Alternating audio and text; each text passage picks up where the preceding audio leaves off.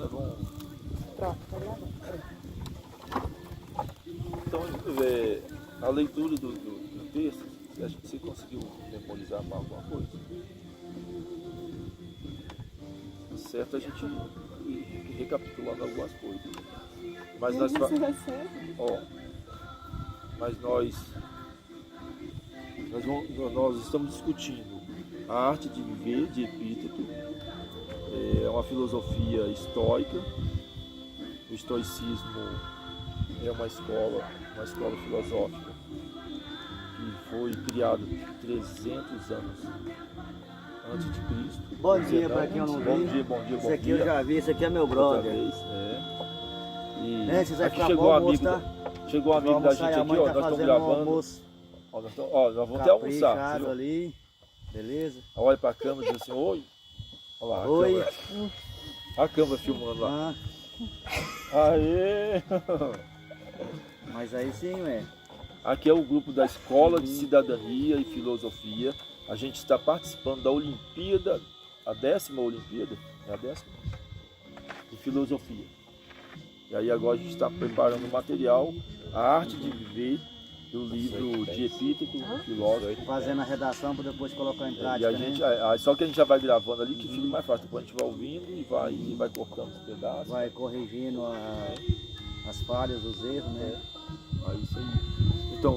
Então a parte principal dessa filosofia é aquilo que nós podemos dominar e aquilo que não podemos. Aquilo que está sob o nosso controle e aquilo que não está sob o nosso controle. Então a parte que nós conversamos a que nós iniciamos foi com respeito àquilo que nos perturba, né? Como é que eu esqueci seu nome? César. César. A Célia, o que perturba ela é o sentimento da perda do voo. Mas aí no livro a gente não perdeu, a gente devolveu. É devolvido, né? Que coisa importante. Porque nada é nosso. Os nossos pais, mesmo assim, não são nossos. Quando a criança nasce, o pai já está ciente que um dia essa criança vai ser devolvida, porque todos nós vamos morrer, né? A filosofia fala memento mori. Lembra, você vai morrer. Todos nós vamos morrer. Então já nasce sabendo que vai morrer, né? Mas aí essa coisa que nos perturba é uma dor que a gente sente. Essa dor pode ser boa ou pode ser ruim, né? Essa dor da perda. Você já sentiu alguma coisa que te perturbou, Dan? A Célia já falou? Várias. O que você consegue lembrar agora para ficar gravado ali? O que perturba a mente do homem não são os eventos, mas o julgamento que se faz dos eventos. Mas o que te perturbou?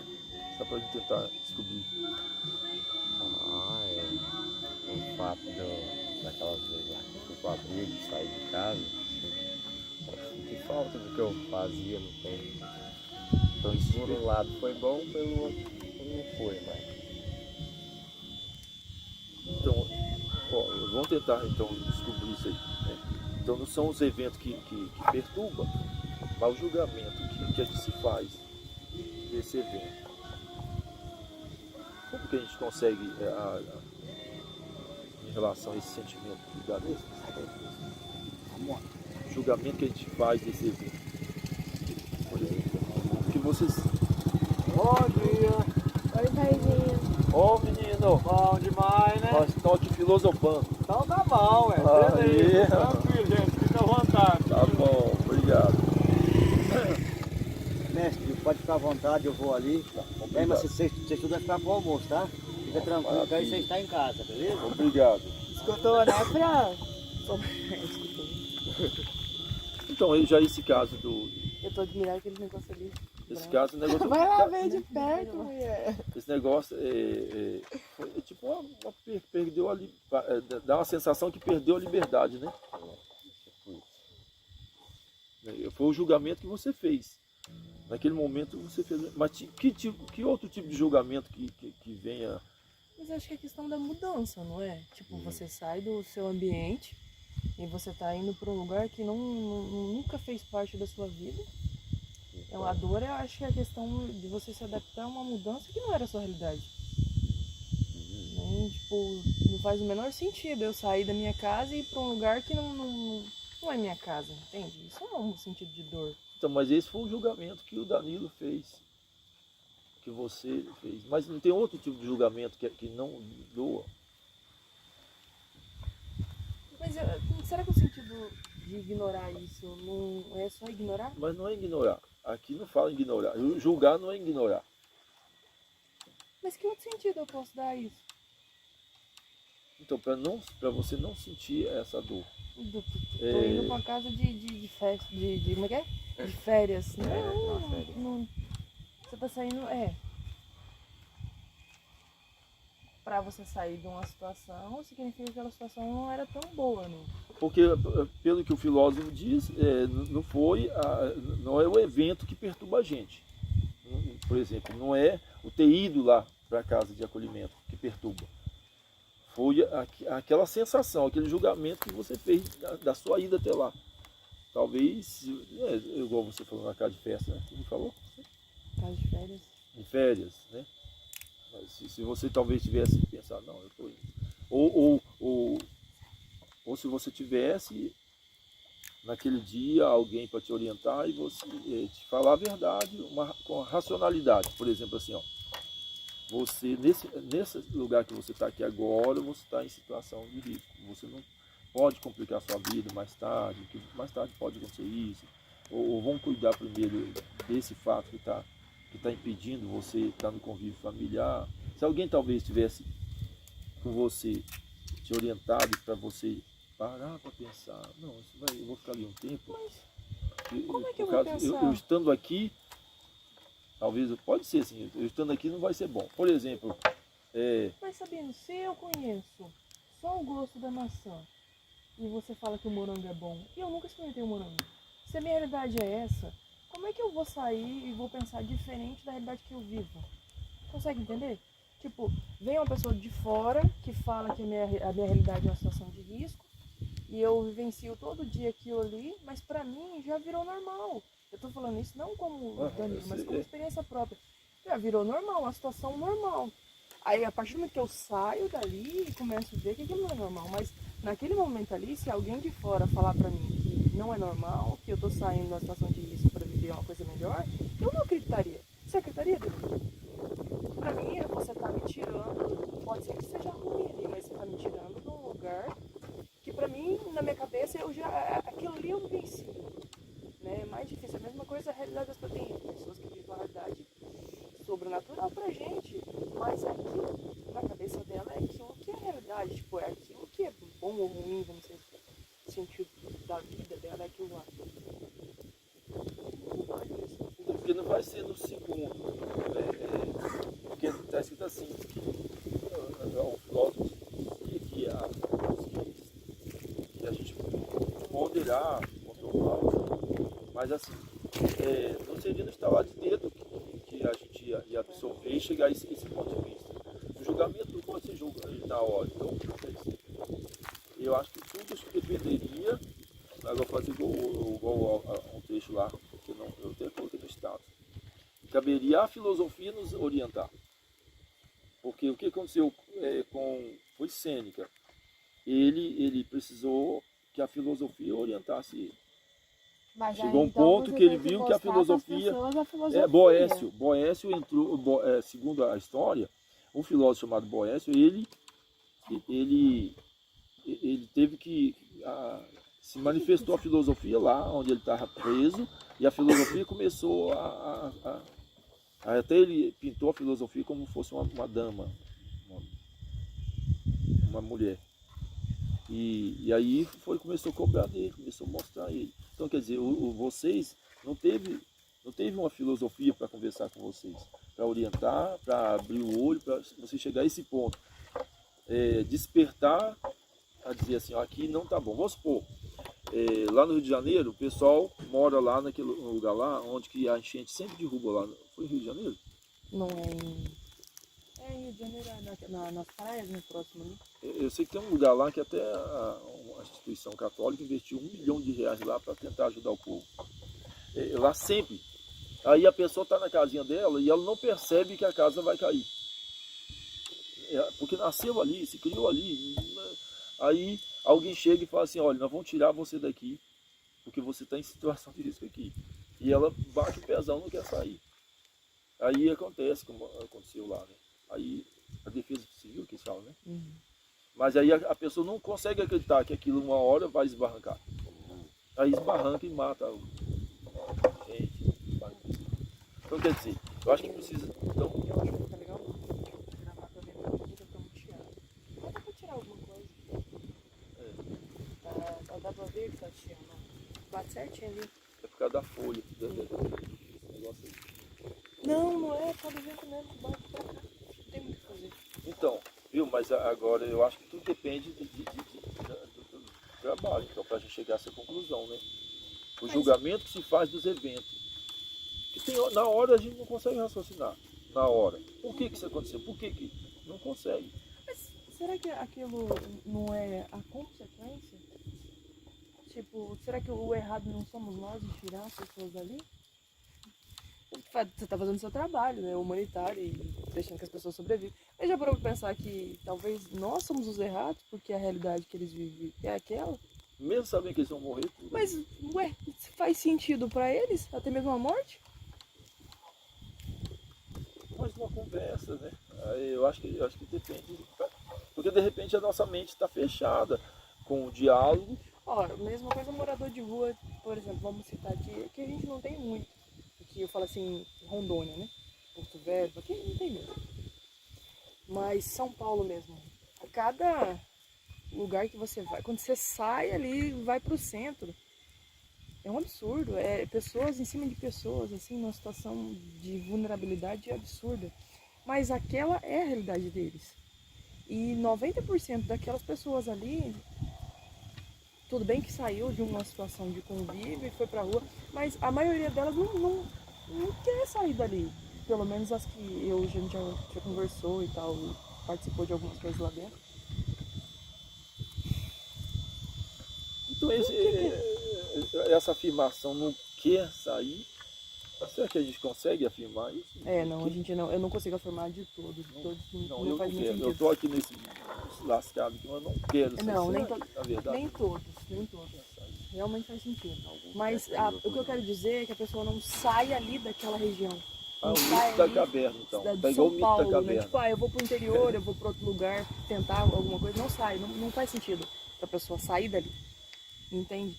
Não da situação de risco em si, na situação de vulnerabilidade, mas fala de sair dali. Não sai. Não sai. Tipo, igual vir pra cá, por exemplo, pra caçar trabalho, procurar trabalho. Aqui é difícil você encontrar pessoas em situação vulnerável, que eu tô falando assim de rua, e não encontra. É ao contrário de nada. Então, Não sai da realidade. Então, mais ou menos igual o que o mito da caverna, o Platão fala, que o pessoal estava ali, via só a sombra na parede, e aí tinha um fogo ali por trás deles que mostrava a sombra, uma claridade, aí eles via só a sombra. Viveu a vida toda vendo só aquela sombra. Aí um deles escapa dali, quando virou para trás, viu aquele foco assim, chegou a dar aquela coisa ruim, que ele nunca tinha visto aquilo, o reflexo do fogo ali, da luz. Aí ele consegue chegar até o buraco da caverna. Quando ele olha assim, ó, ele fica dolorido os olhos, mas aí ele começa a ver esses negócios de ar. Aí viu um outro universo, outro mundo. Aí ele pegou e deu uma olhada, explorado a coisa dela. Aí ele voltou lá dentro, correndo, e falou assim, ó, vamos sair daí, gente, que lá tem um outro mundo lá fora. Aí o pessoal, você pensa, mas se tiver tanto móvel, é mentiroso. Ninguém quis acreditar nele. Porque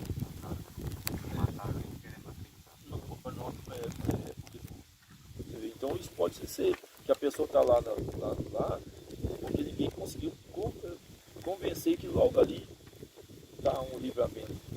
Mas teve eu já vi, um morador de rua, que ele tinha a vida financeira, ele tinha faculdade, ele era pessoa que já trabalhou em empresa grande, e ele acabou sendo morador de rua. Mas ele queria sair dali. Mas muitos dos moradores de rua talvez tinham uma vida antes daquela.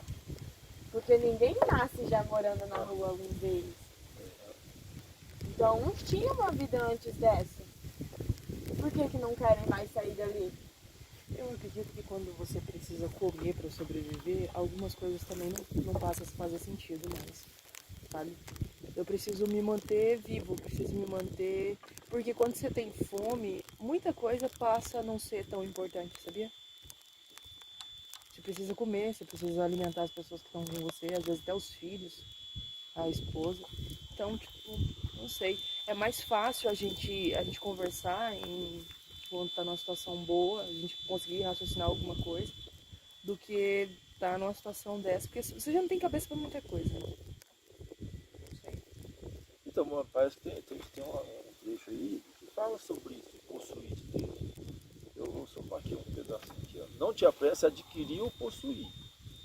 Mas aí parece que fala um outro trecho da pessoa se contentar com aquilo, pegar e sentir prazer com aquilo que ele possui, para que ele não fique naquela ansiedade querendo possuir. Como,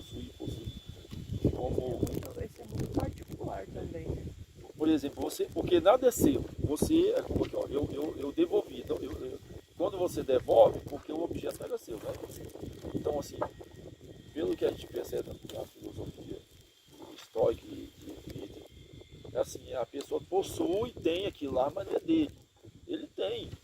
Aí, então, se o universo, a natureza, te concedeu a oportunidade de você possuir gado, de carro e fazenda, você administrou aquilo. Mas se um dia você perder, você está devolvendo, porque aquilo nunca foi seu. Não quer dizer que você tem que ficar uma vida acomodada na miséria, na pobreza. Mas se as coisas chegam para você, não é seu. Você tem que estar consciente que um dia você pode perder. Aí talvez essas pessoas se sentem bem lá, talvez lá na casinha humilde ou lá debaixo de uma ponte. Talvez de alguma forma ele se adequou ali com aquela felicidade dele ali. E talvez com uma conversa ele pode sentir vontade de avançar, de progredir. Acho que está ali amortecido a mente dele, talvez está ali porque ou não teve oportunidade, né? Ou a oportunidade veio e passou e ele não abraçou ela. É muito interessante você parar pra pensar a questão O certo é conversar com um povo desse. questão da vergonha, né? Você sente vergonha por, sei lá, por estar numa situação que você tá mais simples, você sente vergonha às vezes por, sabe, sei lá, por às vezes não tá fazer parte muito daquele ambiente, então você sente vergonha.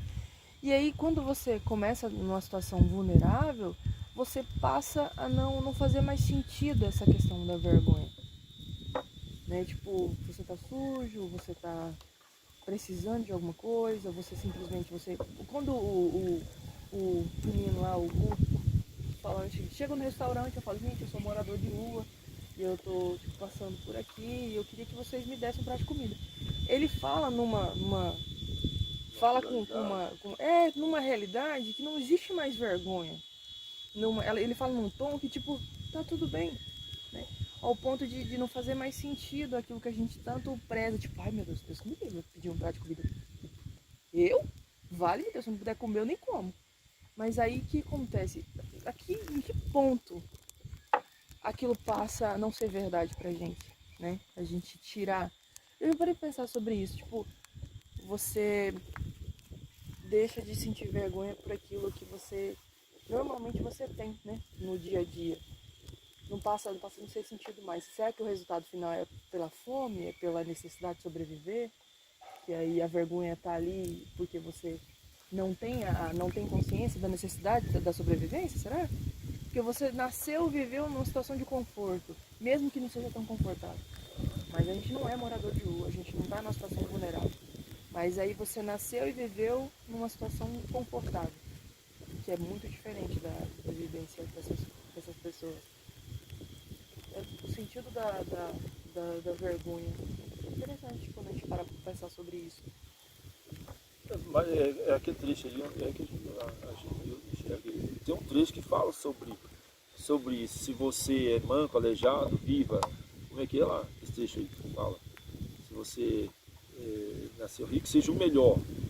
Você é pobre, mas viva, faça o seu melhor. Não tem jeito, não. Foi direito. E aí? Se é fácil ou se é manco, ou rico, mas que viva o melhor. É um pedaço que fala mais ou menos isso. Fazer o melhor em tudo. Não importa se é rico ou pobre. E tipo assim, se a natureza te pôs você aqui, você está aqui nesse mundo aqui, como um mendigo, um pobre. Lembre-se, você é um ator numa peça É uma, teatral. O que o ator escolheu, a maneira que ele será, um ator. a maneira que ela será encenada. Se ele a deseja curta, ela é curta. Se longa, ela será longa. Se ele quer que você encene um homem pobre, você deve atuar o seu papel com todos os seus poderes. Da mesma maneira com um papel de aleijado ou de magistrado, ou de um homem comum. O seu negócio é o de encenar o papel que lhe foi dado. E bem, a escolha do elenco pertence a outro. Nossa, você viu que coisa terrível? Bacana, né? Parece que o universo, o mundo, Deus, né? Deus criou a gente. Parece que o filósofo entendia que a gente estava como essa peça de teatro aí, e cada um já veio já para ser aquilo. Na verdade porque não é todo mundo rico, não é todo mundo preto, não é todo mundo branco, não é todo mundo pobre, né? Tem de tudo um pouquinho, né? Parece que o mundo, para ser mundo, parece que precisa ter tudo isso, né? Ó, aqui, eu acho que para as coisas ser o que é, precisa ser, né? Do jeito que é mesmo, né? Não tem como ser todo mundo rico, porque os ricos precisam dos pobres para trabalhar para eles. Da mesma maneira que não pode ser todo mundo pobre, senão... Ó, esse epíteto era quem? Era um escravo. Um escravo que estudou, se formou e foi o professor do imperador Marco Aurélio. Olha você ver. Ele foi um professor de um imperador. Um dos melhores imperadores que existiu.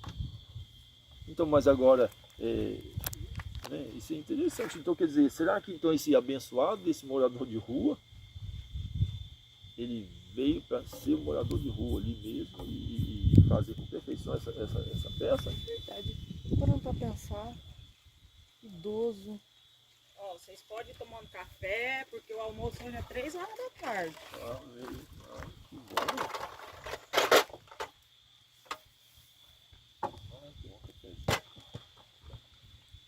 Então, nessa parte, vocês acreditam? Menina, que eu esqueci o nome de todo mundo também. Ô moço, como é que é o seu nome? Chama Delma que a senhora vai conseguir. Ô, Delma. Ó, o texto que a menina leu aqui, leia, Samuel.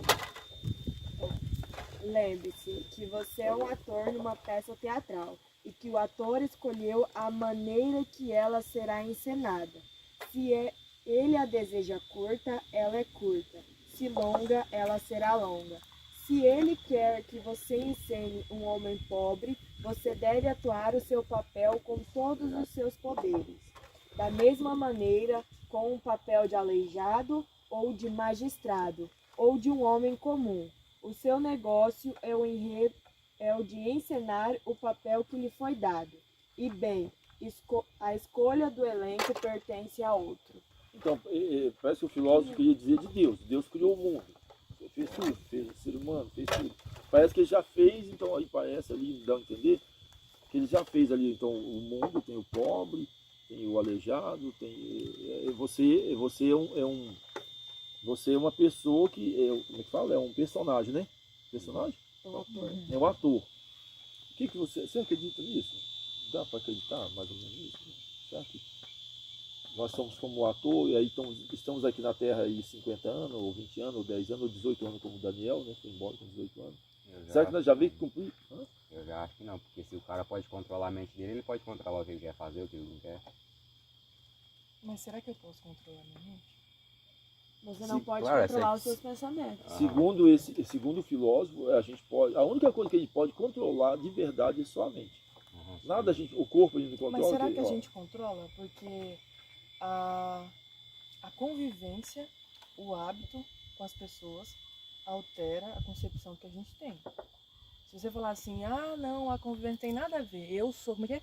anda com quem Não, você... meio social. Sim, porque você muda de acordo com o ambiente que você tá, a tua cabeça. Ou você muda as pessoas ou as pessoas te mudam. Normalmente é assim. Mas será que a gente realmente consegue controlar? Porque, por exemplo, vocês que estão aqui, a cabeça de vocês estivesse em outro canto, era outro pensamento. Não tinha nada a ver com o que a gente está falando aqui. Mas a gente está ciente que a gente estava pensando aquilo. Mas será que isso é sob controle? Será que o ambiente não é que não faz você pensar assim? Porque a gente acredita que a gente tem controle de alguma coisa, mas na verdade talvez a gente não tenha controle de nada.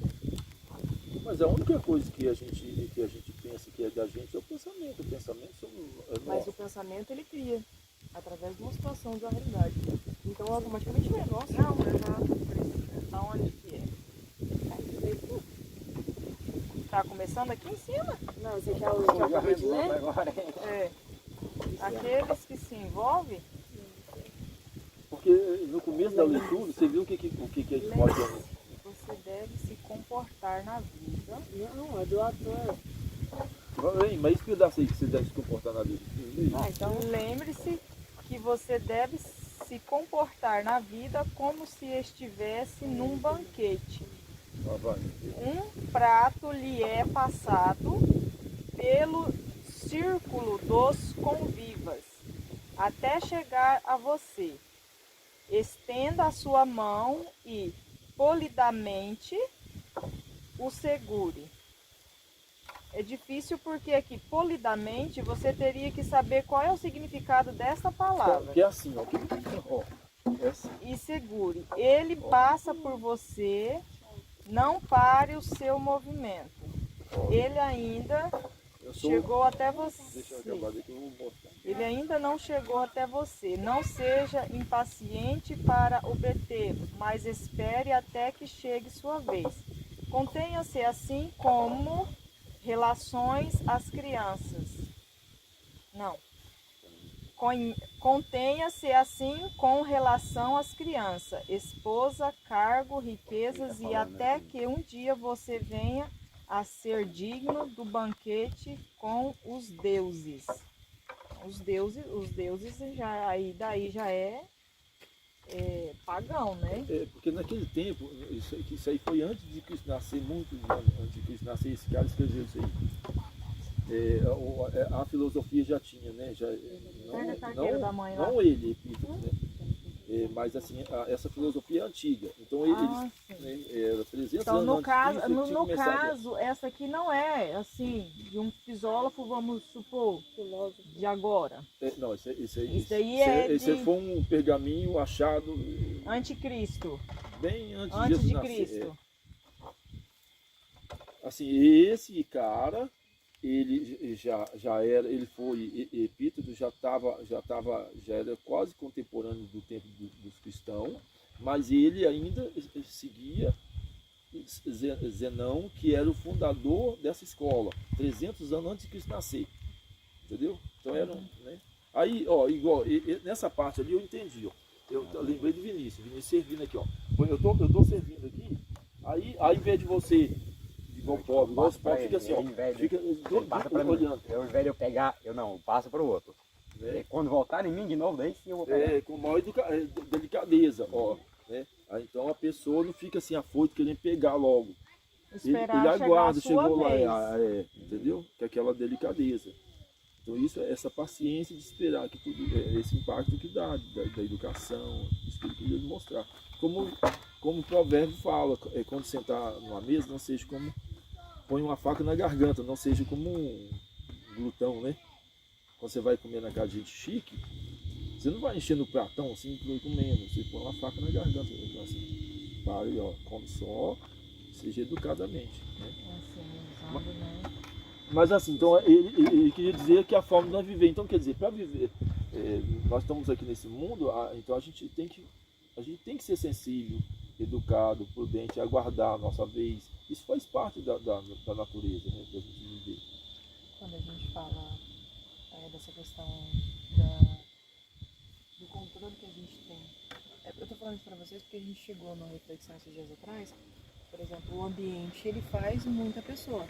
Você tá no calor, suportável. Normal, o que você vai vestir num calor insuportável? Fica daqui assim, ô comadre, ó. Que daí a firma, você, a mãe. Fica à vontade aí, gente. Já eu volto aí. Obrigado. Ó. Fica daqui assim, que aí é conhecer a mãe da Célia. Eu nem vi que tava. Mas eu acho que não tá filmando a mãe da Célia, não. Não, ali onde ela tá não. Senta aqui, ó. Deixa eu ver você. Hoje eu vou sair. É pra filmar você. Não, mas ali, aqui pede sobre assim, um pouco assim, do agir, do comportamento, né? Da educação, da gentileza, da sensibilidade e do respeito, né? Ele queria colocar. Porque para você participar, vamos supor, para você participar desse banquete, você tem que usar dessa sensibilidade, dessa educação, esperar chegar a sua vez, não ser uma pessoa apressada, uma pessoa para frente, como Jesus fala, ao invés de você se exaltar, você se humilhe. Ao invés de você sentar na primeira cadeira da frente, você sente no último. E assim, e você esperar, você terá o seu lugar no banquete com os deuses, porque lá, no caso lá seria os deuses, no caso na nossa língua hoje seria os pagãos. Esses deuses seriam os deuses deles, né? Mas como era um deus pagão, nós já temos o nosso Deus, que é o Criador. Então, para nós nos sentarmos na mesa do Criador, a gente precisa usar da nossa humildade, do nosso amor, da nossa pureza de coração e exercer o nosso papel aqui como Cristo pediu que a gente exercesse. Que ali está falando em questão de mundo, né? Ali A fala é o questão de mundo. mundo. É como o Papa fala, a casa é comum, então a gente engloba tudo. A delicadeza não é só com o humano, com a natureza.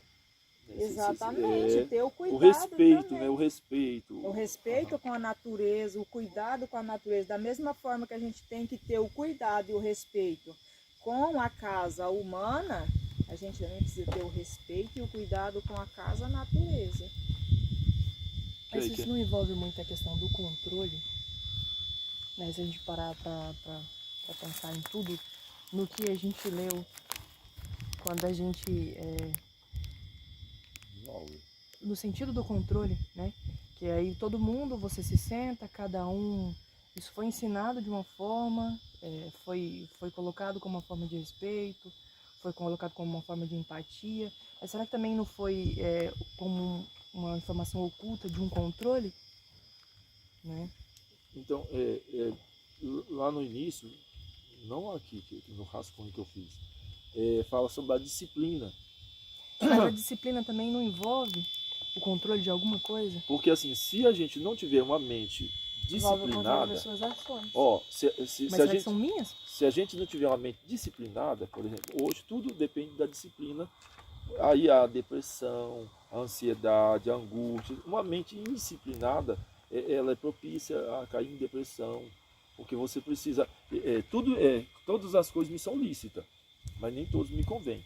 Então, quer dizer, eu posso ter isso aqui, mas eu tenho meu raciocínio, eu vou perceber que isso aqui não vai me fazer bem. Então, quer dizer, eu preciso me disciplinar. Mas a que ponto você entende que isso não vai fazer bem pra você? Por Onde exemplo, você chegou a essa a conclusão? droga. Eu começo a usar a pedra. Né? Aí eu uso, beleza, hoje não, usei hoje. Ficou bom, eu fiz uma loucura. Estava animado, gostoso, né? No primeiro dia, certamente eu nunca usei não, mas deve ser muito gostoso, né? Você faz Deve gerar loucura. prazer, né? Porque senão você Aí não amanhã eu uso também. E problema é esse. depois eu sou um escravo dela. Aí eu tô lá igual a gente viu lá aqueles bichos mortos, tá vivo morto, né? Aqui magrelo, lá se acabando. Porque ali, Então, ali ele já não tem o controle de si mesmo, ele já não tem a disciplina nele de que ele pode, ele não pode, ele já não usa, né? Então, Sabe por quê? Que é complicada essa questão da disciplina. Porque a disciplina, quando você para olhar na história, é uma questão de controle. a gente pode colocar como a Igreja Católica. Muita situação que a gente envolve a humanidade foi uma situação de controle. Ó, por exemplo, antigamente casamento, há muitos, estou falando de antes de Cristo, isso aí, quando afastava grilo.